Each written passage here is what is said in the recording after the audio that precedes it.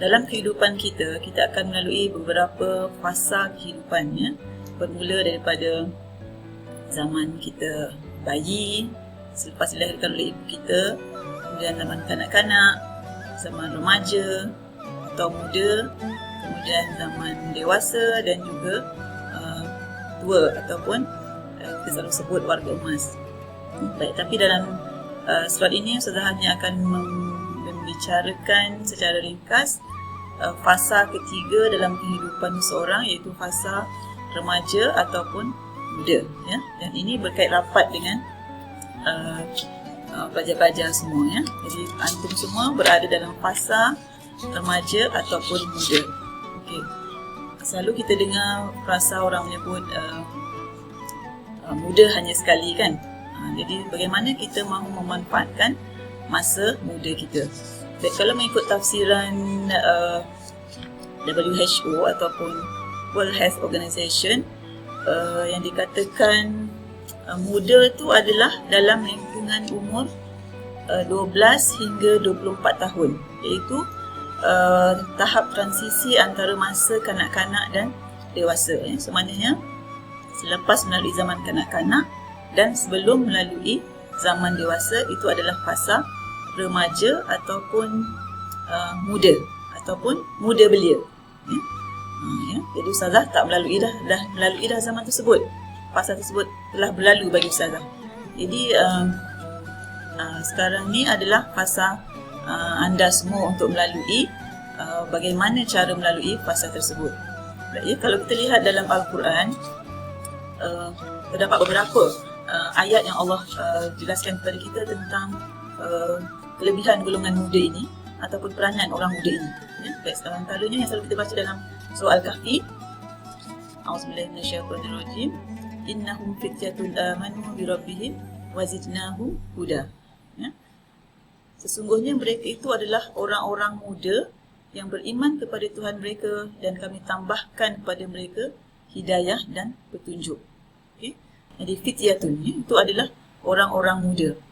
Yang mana kita tahu kisah orang muda dalam surah Kahfi ini adalah orang muda yang kuat imannya, yang mempertahankan keimanan mereka kepada Allah SWT sehingga mereka sanggup, ya, tidur di dalam gua dalam tempoh yang lama, dan Allah jaga mereka, Allah pelihara mereka dengan menambahkan hidayah serta petunjuk, ya. Itu salah satu bagaimana golongan muda yang Allah gambarkan dalam Al-Quran Al-Karim. Kemudian selain daripada itu, dalam surah Al-Qasas juga, ya, Allah ada ceritakan, ya, kisah bagaimana Nabi Musa, ya, ketika berhadapan dengan situasi sulit, berhadapan dengan Fir'aun, berjumpa dengan dua orang gadis, dan setelah dipertemukan dengan bapa gadis tersebut, yang mana ada yang menyatakan, ahli tafsir menyatakan itu adalah Nabi Shu'aib, tapi ada yang menyatakan tidak dinyatakan dalam ayat tersebut siapa lelaki tersebut, yang mana mengupah Nabi Musa ini untuk bekerja dengannya, ya, selepas peristiwa Nabi Musa membantu dua orang gadis ini, ya. Apa Allah Ta'ala gambarkan dalam surah tersebut? Allah menyatakan, A'udzubillahi minasyaitonirrajim, inna khairu man ista'jartal qawiyyul amin, ya. Sesungguhnya sebaik-baik orang yang ayah ambil bekerja ialah orang yang kuat lagi amanah. Okey, qawiyyul amin. Okey. Jadi dalam ayat ini jelas menunjukkan bahawa kalau kita nak diupah atau diambil bekerja, salah satu cirinya adalah orang yang qawiyun satu, kemudian aminun satu. Qawiyun ialah orang yang kuat dan amin ialah orang yang jujur. Apa dia kuat ni? Kuat yang bagaimana? Okay, kuat ini kita boleh terjemahkan dalam berbagai aspeknya. Kuat bukan kuat sahaja daripada fizikal. Kuat fizikal itu salah satu. Kuat fizikal, tangkas bekerja, pantas bergerak, kuat imannya, teguh pendiriannya, indahnya cerdas. Okay? Itu adalah qawiyun, ya. Kemudian amin, tak cukup dengan kekuatan, tapi mesti orang yang jujur.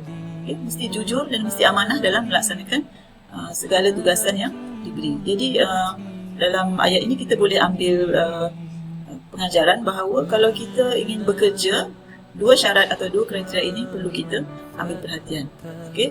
Jadi daripada dua ayat ini Ustazah boleh kaitkan bagaimana peranan kita sebagai seorang pelajar. Ini Ustazah kaitkan dengan kehidupan pelajar-pelajar dan siswa pendidik yang Ustazah kasih sekalian.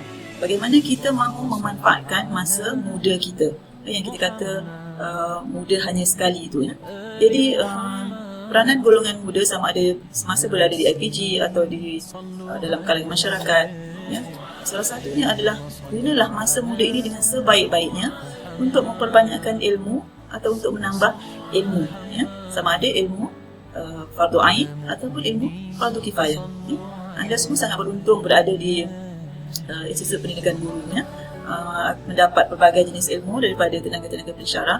Tapi dalam masa yang sama mungkin anda semua boleh mencari ilmu-ilmu lain yang mungkin akan memberi manfaat ataupun nilai tambah dalam kemahiran yang anda sudah sedia ada. Contohnya, katalah anda pengkhususan pendidikan Islam, mungkin anda boleh belajar ilmu yang lain, ilmu bahasa misalnya, bahasa Arab, bahasa Inggeris, ilmu sains. Itu adalah sebagai satu nilai tambah bila anda keluar nanti sebagai bekalan untuk berada dalam masyarakat. So jangan persia-siakan usia muda anda dengan perkara-perkara yang tidak berfaedah. Ini sudah percaya anda semua adalah anak-anak yang bijaksana untuk menggunakan masa dengan sebaik-baiknya, sebagaimana yang Allah Ta'ala gambarkan fityatun dalam surah Al-Kahfi itu. Okay? Kemudian pada itu juga usia muda hanya sekali ini, tunjukkanlah sebaik-baik contoh teladan yang terbaik. Semasa muda inilah kita nak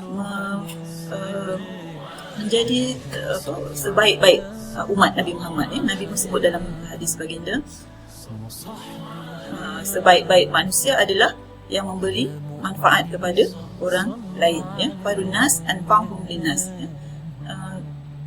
Selagi ada tenaga muda ini, gunalah untuk kerja-kerja kebajikan. Contohnya kalau ada peluang membantu orang lain, ada pertubuhan-pertubuhan yang memerlukan tenaga untuk menyampaikan ilmu, mengajar, solat pada orang yang memerlukan, atau apa-apa juga perkhidmatan yang diperlukan, sedialah menggunakan tenaga anda untuk membantu orang-orang yang memerlukan. Okay.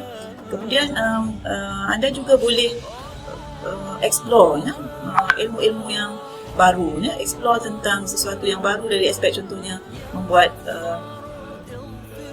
inovasi, mereka cipta, yang kita rasa benda tu mungkin tak perlu, tapi dalam dunia hari ini persaingan tu sangat hebat. Jadi siapa yang cepat, dia akan ke hadapan. Jadi jangan jadi golongan muda yang ketinggalan, yang menolak tugas, menolak kerja dan sebagainya.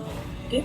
Sebab bila muda hanya sekali, nanti sampai masa dewasa anda sudah disibukkan dengan urusan-urusan yang lainnya. Di mana ketika itu dah sibuk dengan keluarga, sibuk dengan suami, anak-anak, dah tak sempat dah nak buat perkara-perkara yang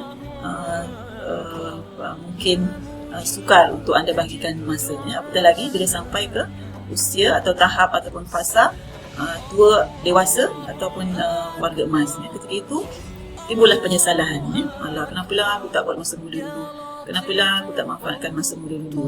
Itu juga dengan ibadah. Masa kuat inilah kita perbanyakkan ibadat-ibadat yang sunat, contohnya bagi menampung ibadat yang fardu, solat pergi ke masjid, puasa ke contohnya, dan perkara-perkara yang lain yang mungkin bila usia tua kita tak mampu lakukan. Okay? Masa tidak akan kembali berputar. Masa akan terus meninggalkan kita, dan kita yang kena perlu bijak mengurus masa dan memanfaatkan usia kita untuk kerja-kerja amal bakti yang bermanfaat. Jadi Ustazah rasa setakat itu saja dulu. Assalamualaikum warahmatullahi wabarakatuh. Ya Latif, ultuf bina.